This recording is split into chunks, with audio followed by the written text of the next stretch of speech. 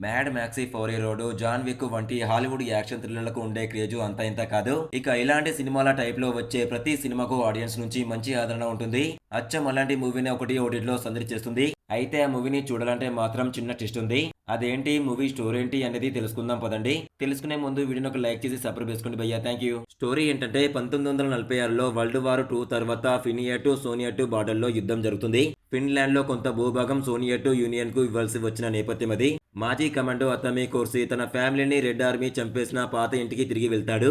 ఆ ఇంటిని కూలగొట్టి ట్రక్‌తో లోడ్ చేసి ఫినిష్ సైట్‌కి తీసుకెళ్లి రీబిల్డ్ చేయాలని ప్లాన్ చేస్తాడు. ఫ్యామిలీ మెమరీస్ సేవ్ చేయాలన్నది అతని ఆలోచన. కానీ ఆ ఫ్యామిలీని చంపిన రెడ్ ఆర్మీ కమాండర్ ఈగోర్ డ్రాగ్నో అతన్ని ట్రాక్ చేసి చంపడానికి వస్తాడు. ఇక్కడ నుంచి కథ non stop cross country chase గా మారుతుంది. అతమే ఇంటి పార్ట్స్ తో లోడ్ అయి ఉన్న ట్రక్ ను డ్రైవ్ చేస్తూ సోవియట్ సోల్జర్స్ కు ట్యాంక్స్, హెలికాప్టర్ వంటి చేజింగ్ ఫైట్ లో పాల్గొంటాడు. మరి హీరో వాళ్ళందరి నుంచి ఎలా తప్పించుకున్నాడు? ఎక్స్ట్రీమ్ వైలెన్స్ ఉంటుంది కాబట్టి చిన్న పిల్లలతో చూడకపోతే better. Finish action thriller cinema పేరు వచ్చేసి సీసు. ఇది 2022లో వచ్చిన సీసు అనే సినిమాకు సీక్వెల్. ఈ మూవీ అమెజాన్ ప్రైమ్ వీడియోలో స్ట్రీమింగ్ అవుతుంది. 88-90 నిమిషాల రన్ టైం ఉన్న ఈ మూవీలో బ్లడ్ బాత్ ఘోరంగా ఉంటుంది.